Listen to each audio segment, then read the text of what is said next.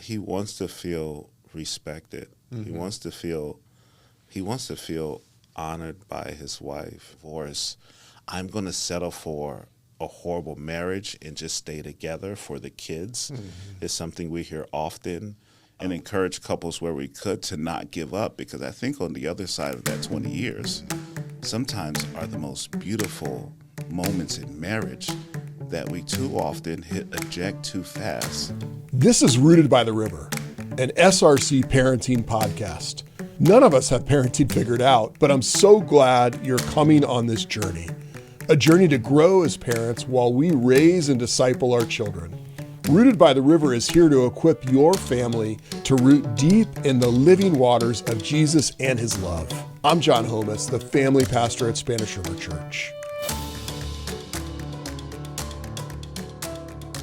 Welcome to Rooted by the River. I'm John Homas, and today I'm talking with Pastor Rodney Wilkinson, who is the pastor at Gospel Fellowship Church in Boynton, and also co-host of the Married in the Middle podcast with his wife. Rodney, welcome. Man, thank you for having me. It's an honor to be here, man. Well, I want to talk today about marriage and family and men in marriage, and just tell us a little bit about your family, your wife, your kids, and how long you've been married, how old your kids are. Yeah, so I've been married to the lovely Kaisha Wilkinson for 21 years now. Seems like yesterday, but 21 years. We have 4 kids. Jordan, we just took her to FAU. She lives on campus and still dealing with the grief of that, if you will. Zion is 16, RJ is 12, and Grace is 8. So we have them at every level: college, high school, middle, elementary. It's a blast, though. They're a lot of fun. Yeah, that's awesome. Yeah. Well, so you've done this podcast with your wife, Married in the Middle. What caught my eye about that was it was very specific. It wasn't just marriage broadly, it was married in the middle. And I was looking on Married in the Middle's Instagram page, and you had this great quote from Alan Noble. I'm going to read it. It says, one of the more demoralizing experiences of growing older has been witnessing many couples in their marriage over a midlife crisis. One spouse feels their identity is inadequate compared to other people. I don't matter or feel complete or significant. Or perhaps they get lost in considering all the possible identities they could adopt. What if I weren't married to a woman who leaves me sexually unfulfilled? Or what if my career wasn't held back by my children? What if I could live in a better city? So, there's some touch points with what people are feeling in marriage, but I'm curious, why the middle? Why married in the middle? What need were you seeing that you wanted to address in the podcast? My wife and I just love marriages. We were married. I was 24. She was 21. So we were the first in our friend group to get married. So we had couples that were thinking about marriage coming over, eating spaghetti dinners. Couples that were just married coming over, eating spaghetti dinners. And we just love talking to couples. I'm that weird pastor where I like stepping into the counseling space. I'm not a counselor, but I love it. And what we just saw around that, as we launched the church and did premarital counseling and then did marital counseling, we just saw that around that 5, 6, 7 year, that 7-year-ish they talked about, we just saw couples struggle with discontentment.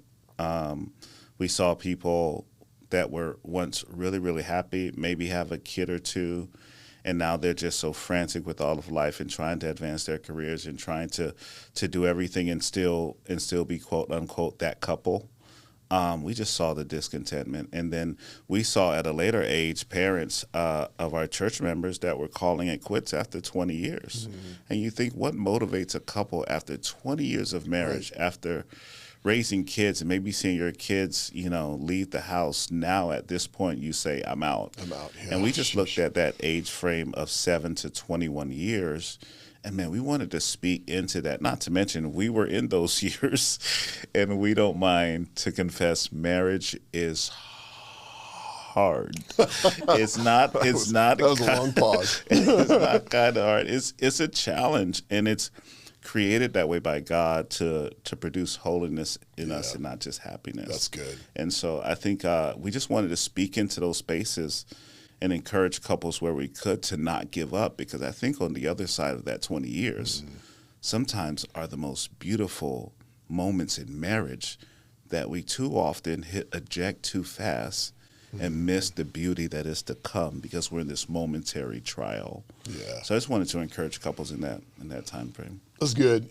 Another thing from your Instagram page that you wrote in one of the notes, it says, many husbands and wives suffer from a loss of vision, so plagued by bitterness and resentment that we become blind to the beauty and potential that our spouses possess. Yeah. A little bit more about that married in the middle.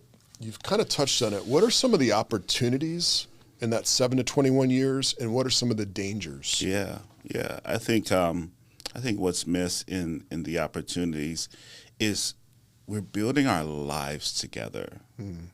And in a momentary frustration, we don't see that. But there's this cumulative effect of beauty and experiences, and you seeing me in my lowest place, I'm seeing you at your lowest place, and we don't see the fact that this is history that we're building together, and the longer you do it, the more richer it becomes. I think it's opportunities to get better. LeBron James is clearly the best basketball player to ever do it on planet Earth. And I would disagree, but we'll chase this rabbit trail. They asked LeBron, man, how do you feel so comfortable hitting clutch shots in clutch moments?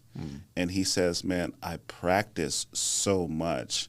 I'm just relying on the work that I put in. Yeah, I think sometimes what we don't see as an opportunity is because we've missed putting in the work that makes opportunities become growth points in our marriage if we're willing to be diligent in it. So I think that's just a few opportunities that we have in marriage.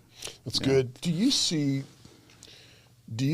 patterns in marriages in those years 7 to 21 that then can magnify the challenges? Yeah. I think the biggest thing we see is just conflict in our communication. And so with everything going on with work, with kids, with all of our kids' activities, it's very easy to miss each other in communication. And that just turns into arguments that go unresolved. And those arguments that go unresolved eventually leads to avoidance. It just becomes easier for me to not have to communicate with you because I think I know where this communication is going to go. I just rather avoid it. Right. Which leads into just being apathetic in marriage. My wife and I call this the 3 A's. And eventually I don't even feel anything for you anymore. And sometimes statistics will show between year 5 and year 10, 35% of all marriages end in divorce. And sometimes in that framework, it just gets to the point where a guy can sit down and say, man, is this ever going to change? Or will he ever stop doing this or stop doing that? And you can feel very despondent and just lose hope, or just conclude this is just my lot in life. Even if I don't get a divorce, I'm going to settle for a horrible marriage and just stay together for the kids. It's something we hear often without hope that this can improve. Even when we worship a God that tells us the gospel is what transforms us into a new creation, we forget that when it comes to our marriage, and we just conclude, this is too hard. This is the way it's too hard. You mentioned 3 A's. What were the 3 A's? Arguments, avoidance, and apathy. Gotcha. Yeah, apathy. One of the things that has resonated with me, and I think resonates with everyone who's married, is you don't marry one person, so to speak. You marry a person who's going to become different people, and you can wake up and go, we're in such a different place than we were. Right. And I find one of the things that pops up in marriage, I'll say, is pain. Pain and trauma. We bring that into our marriage, our baggage. Everyone's got it. We've all got our mess, whatever that is. And there was a helpful quote that just said, the pain that you've experienced isn't your fault, but it is your responsibility. Absolutely. And I find that if we don't deal with our pain, we take it out on each other. How have you all, what lessons have you learned through exploring trauma and pain in your podcast? Adam Coleman wrote a great book on understanding your story. And I think what couples come together in marriage, they assume we're starting fresh. And the truth is, you're coming with bags, and you have stories, and some of us have stories of significant trauma that we just bring into the marriage, and we hope that the wedding bells are the cure-all to all of our baggage and trauma. The work of understanding your story and understanding how you were raised and what you experienced, and if there was any kind of abuse, verbally, mentally, sexually, all those play a huge factor in how you subconsciously process conflict within your marriage. They're not trying to do this. Right. They're just living out their own story and what they've experienced. And it takes work to understand how the way my father raised me affects me in marriage, or the way my mom raised me, or if this was a previous relationship where I've experienced some challenges, how that shows up in marriage. And I think one of the things that's really helpful, and I don't mind confessing this, my wife and I see a counselor. I took my sabbatical last year, and we did a 3-day session with a counselor. We spent 20 hours in counseling. Wow. And there were times I looked at my wife and I was just like, hi, my name's Rodney. I don't think we've met. You know, I think it's helpful for whatever that other voice is, whether it's a counselor, it's a mentor, mentoring couple, or it's a book or a resource, or it's a conference.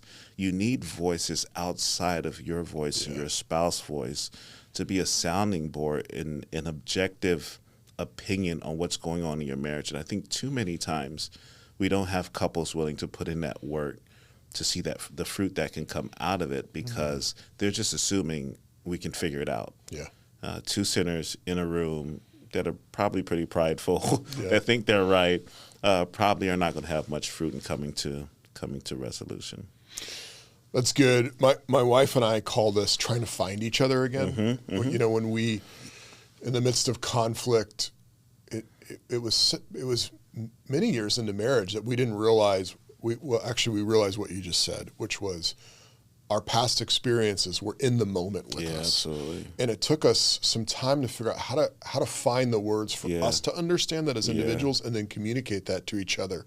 But then when we began to express what we were feeling from our past story in the moment, all of a sudden we were actually able to connect. Yeah. I was like, oh, when I do this, that reminds you of that. I don't want you to feel that way. Right. And that was really powerful for us. We actually learned in conflict through that. We learned to be on each other's team. So I'm not fighting against you. Yeah. I'm fighting for us. Yeah. I'm fighting to find you again and make that connection. That was a big game changer for us. Yeah, Ephesians 4 talks about having kindness and tenderness and love as God has forgiven you to forgive others. And what we try to tell couples is sometimes when you approach these kind of very sensitive conversations, that we need to handle this with kindness and tenderness. Sometimes, particularly in folks that have walked through trauma, you're not even talking to the 35-year-old you. You're talking to that 12-year-old girl or that 16-year-old guy. And the way you would talk to them is completely different than assuming this person has all of this current information they're bringing to the table. If we can see that, then you have energy to be kind and tender. If you can't, you have unrealistic expectations on what you're expecting out of your spouse, and that normally doesn't go well. Yes, unrealistic expectations. That's good. That's good. Let's talk a little bit about men, because I think it would not be good if we talked about women in marriage. Thank you. No experience there. But let me ask you, for men in those middle years of marriage, what are their struggles? What do they feel like they're losing, or where are they trying to find their place? Men like to win. Men like rules that work. 1 + 1 = 2. Sometimes in conversations with their spouse, they feel like 1 + 1 = 7,000. But men like rules so that they can work the rules and find the way to win. And I think sometimes in the middle years, if there's kids involved, kids activity, if your wife is running with the kids and tired, and if there's not a lot of attention placed on you, they're frustrated and thinking, man, how do I win? Yeah. And maybe if they have a job where they feel they can win, they want to put all their energy and effort there. And so, man, family may be neglected. They may get very little time. But if they don't feel like they're winning at home, even if they have invested from their own perception and it's not yielding fruit, why keep investing? Yeah. And it becomes easier to just become detached, to become the garage guy, or to go buy a Harley, or to do some other thing that sparks that youthful joy if you're not seeing the benefit of your investment at home. Yeah. And I think, man, this is where, as people that believe in Jesus, if your spouse is the motivation for your service, your tenderness, your kindness, your grace, she is not going to be enough of motivation to motivate you to love the way you're supposed to be loved. That has to come from your relationship with Christ. He is the ultimate motivator. He is why we serve the way we serve. It's not because I'm trying to get something back from my spouse or my family. Now, praise God, we want something back from our spouse or our family. Yeah. But that, James 4 talks about the quarrels that happen within us is not happening from outside of us. It's happening from the war that's happening within us. And so I think we got to do the work to process where we are as men with God before looking to just yield dividends from our investment at home.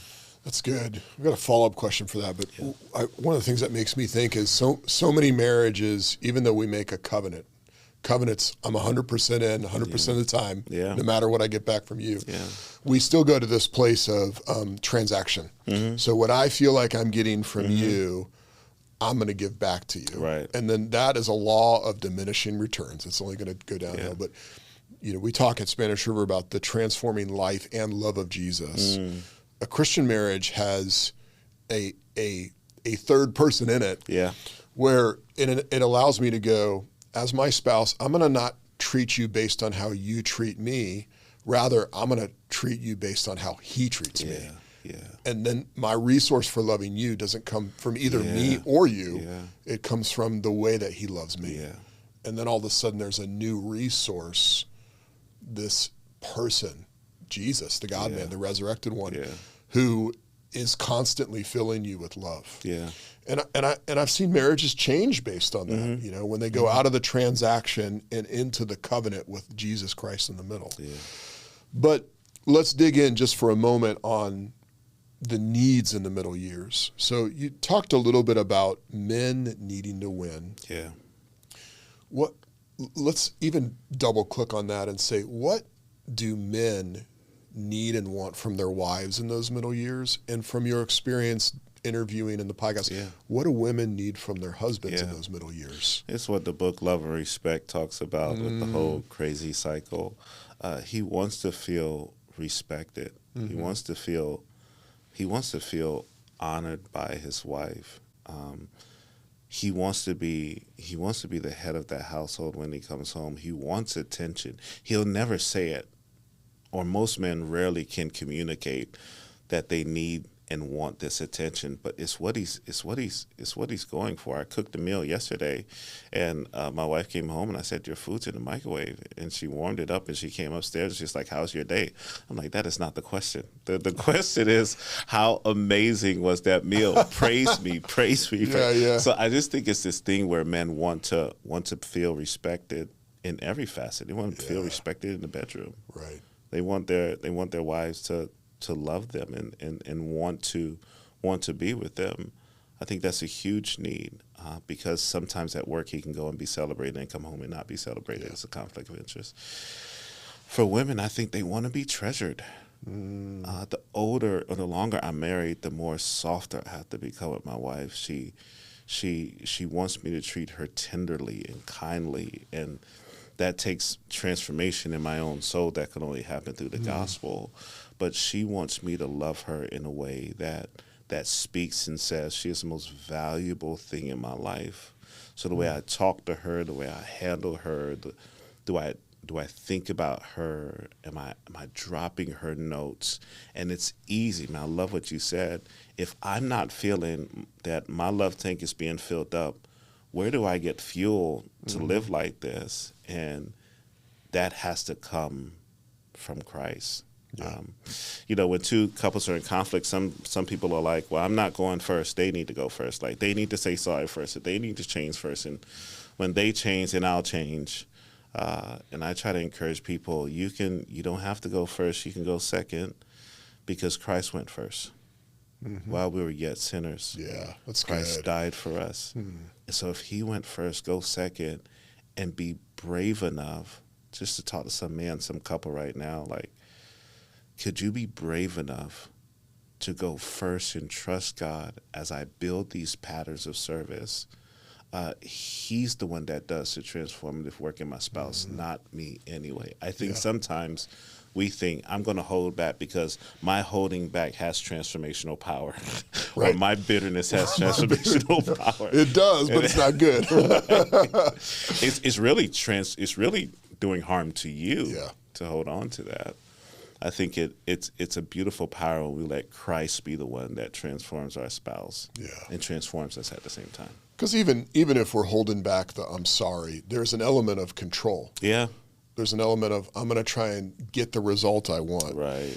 And, for me, it's about, okay, am I trying to get the result I want, or am I trying to display the character of Jesus? Because if I'm trying to display the character of Jesus, my goal is different. Yeah. My approach is different. Yeah. A win looks differently. A win looks like me having agency over my response to my wife rather than getting the response I want from my wife. Yeah.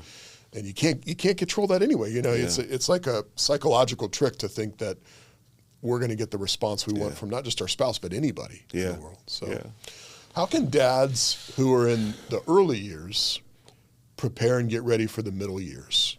Yeah. Man, I don't want to make any excuse. These middle years are hard. Yeah. They can be lonely, tough. It can feel like a dark place. It can feel like no one understands. And so the way I think young guys can prepare for that is to talk to older guys. Yeah, that's good. I think good. this the whole Titus Sue thing, older men disciple younger men, older women disciple younger women. I think it's important to begin to put together a narrative of stories that can be valuable to you as you're processing that time. I think also it's fuel to work early. I think sometimes when we work early, not always, but sometimes when we work early, we don't have to work as hard late. And I think the goal for younger guys right now is, disciple your children, spend time with your children, disciple your wife, pour into your wife, like put your focus at home. And I know you're building your career and there's all these stuff that's going on in your 20s and your 30s, and I know that's really hard. But I would just encourage guys to invest early at home. And I think it helps you reap the benefits later on when you get to those challenging years. Communicate. If all we got is $2, but we're clear about where the $2 is going, 25 cents are going here, 50 cents going here, like that strength of communication is so important in the middle years, and sometimes that gets lost. I think that's so helpful. What stuck out to me was being around guys who are not in your stage, and I think can be a real it's not a temptation. It's just a groove you fall into, which is I'm going to be around other dads who are in my stage, which is great. You need that community. It's so easy to have that connection when you have kids who are both 3 years old. You go to the playground and play.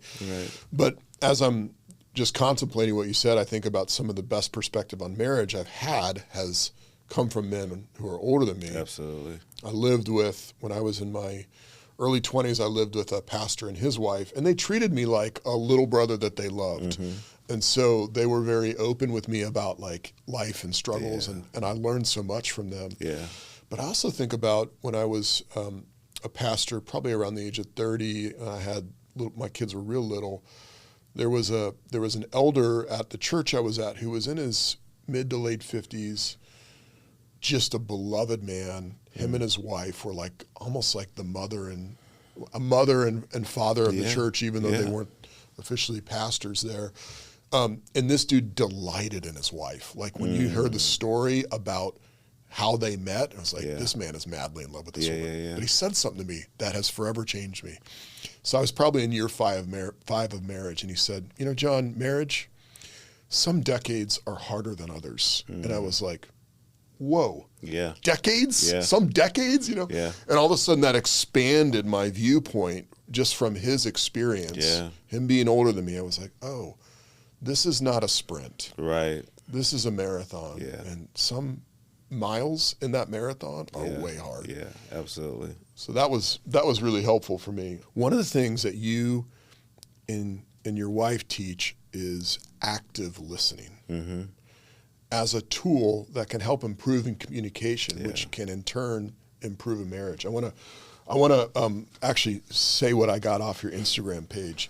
So active listening is giving your full attention, maintaining eye contact, showing empathy, asking open-ended questions, reflecting on what your partner said, avoid interrupting, and not assuming. Yeah. Really helpful stuff. It's so easy, especially in the middle. Spouse is talking, you're on your phone, Right. You don't look up. Yeah.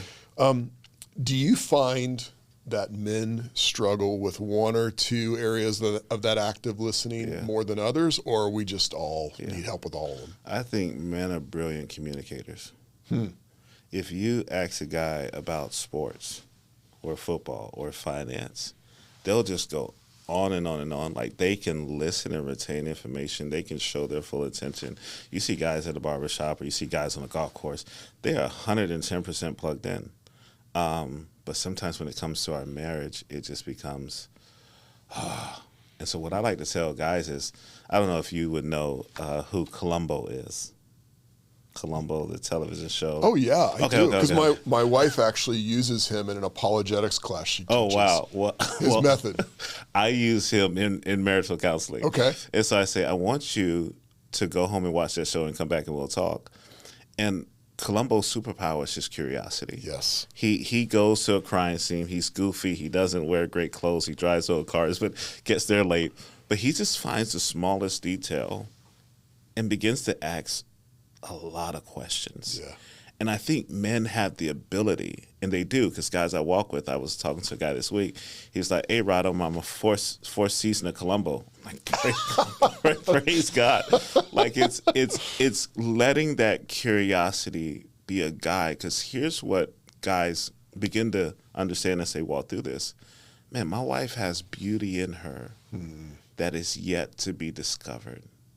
And if I can learn something new, I can fall in love with her afresh. So that whole eye-to-eye contact, that we teach a tool that has one spouse speak and the other spouse can't say anything. If you need to drink some water, if you need to do something, you can't defend yourself. And then the other spouse speaks. Gotcha. And then you can, and then we end in prayer. The idea is, I need to stop waiting to respond and actually listen. And I think men have the capacity to do that. I just think they really need to be walked through and mentored on how to do that well. It's the hardest lesson. Communication is the hardest lesson in marriage. Yeah. I think if you get that right, you get a lot of other things right. But I think men are full of the ability to do that. I just think they need to walk patiently with her and be curious. And it's easy too. I think it's easy. I think not just for men, but in marriage, when we know how to fix the other person's problem. Yeah, or we think we do. Or we think we do. Yeah, we're pretty convinced we can fix it. And instead of so much of that is just being in it with each other and walking through the process, and instead of being like, let me give you an answer. I forgot the sociologist, but he said 70% of all conflict in marriage is unresolved. And he did a study, I think, of 160 couples who were getting divorced. And what they found is that, man, if we could have just stayed emotionally connected through it, even if we did not get to resolution or get to the problem being solved, we could have gotten through those tough times. Yeah. I think connection is a big piece of communication. If they can, John Piper says it this way, when my wife and I have a really hard day and we're arguing and we're going to bed, we don't have the strength to work through a resolution, I just reach over and grab her hand and she grabs mine, and we say, we'll talk about this tomorrow. There you go. I think a lot of times it's about not just getting to solving this problem, but just staying connected to your spouse in those times of conflict can be really, really helpful. That's good. Yeah. That continues to come up in this podcast as we're talking even about parenting, correcting your kids, walking them through them with the birds and the bees or nutrition or things. It keeps coming up, the importance of staying connected. It's interesting that you bring that up. What have you seen in terms of healing or the redemption of a marriage when they're able to find each other again and restore that emotional connection? Yeah, I think, I think it's a beautiful thing. I've seen couples even walk through stuff like adultery or times where they spent time apart and then have come back together. I think there's a hope that's found just in the gospel of Jesus Christ that gives us hope to try again, not based on my performance. I think the recognition that I am a sinner in need of God's grace postures us to have fuel to try again and hope to discover, I think, the beauty that's in marriages. But I've been incredibly encouraged at couples that have tried to fight. I've been incredibly heartbroken when I see couples who just refuse, and the effect that has on the family and the children and even their own futures is devastating to see. God says in His Word He hates divorce. I do too, and that's a big reason why we're fighting for this podcast and fighting to encourage marriages. I think that is the best apologetic that we need in this culture is healthy families and healthy marriages as a reason why people should believe in the gospel that supports that. So, yeah. That's so good, Rod. You've mentioned a couple resources, Love and Respect by Emerson Edrich, something like that. Yeah, Emerson. We'll put that in the show notes. And then also want to recommend your podcast, Married in the Middle, that you do with your wife. Yeah. What other resources could you recommend? Adam Coleman, Understanding Your Story is a great one. The Deep-Rooted Marriage. Drawing a blank on the author right now. Sorry, we'll link it in the show. I'll stop there. Those are the books that come to mind right now. Yeah. Rod, it's been a real joy. Man, thank you for having me. It's been fun. Yeah, thank you for coming. Yeah, absolutely. Hey, I really enjoyed having Pastor Rodney on the podcast today and would highly recommend that you check out he and Keisha's podcast, Married in the Middle, if you want to explore deeper some of the themes that he was talking about. But I want to give you 3 takeaways, 3 best practices that you can put into place in your own marriage and your own family so that you can maximize what you've learned from this episode. The first one is counseling. I would really encourage you to consider marriage counseling. Spanish River Counseling Center is right here on campus at Spanish River Church, and we have some amazing counselors. Now, why do I recommend that? Well, I think counseling can obviously help you if you're in a bad spot in your marriage, get to a better spot in your marriage. But counseling can also help you go from okay in marriage to good, or from good in marriage to great. It's an amazing resource. If you feel like, hey, my spouse and I are just on the same team, we're just trying to do these things in order to benefit the kids, but you don't actually feel like you're connected, counseling can help you find each other in this stage of life so you're not just ships passing in the night in order to parent the kids together. You're actually connected as you do it. My dad is a marriage and family therapist, and one of the things he says is that oftentimes couples wait until all the red flags are up before coming in for marriage counseling. And by that time, there's so much damage and so much to repair that it just takes much longer and much more effort. So really consider marriage counseling. Secondly, I want you to think about connection, particularly if you're a man. So many times I think we can get in conversations with our wives and we're not aware of that category of connection. And so we think about fixing it, or we think about being right. And when we are in those mindsets, we're actually not in a place where we can grow in our marriage, because we're not thinking about connection. One simple way to connect with your wife, men, is to ask questions. This is something I have to remind myself of all the time. And when you ask questions, you're not asking questions as a lawyer in order to prosecute. Rather, you're asking questions as a friend who's trying to understand what someone else is feeling. Now, that doesn't just apply to husbands. That can apply to wives as well. I want you to think about connection.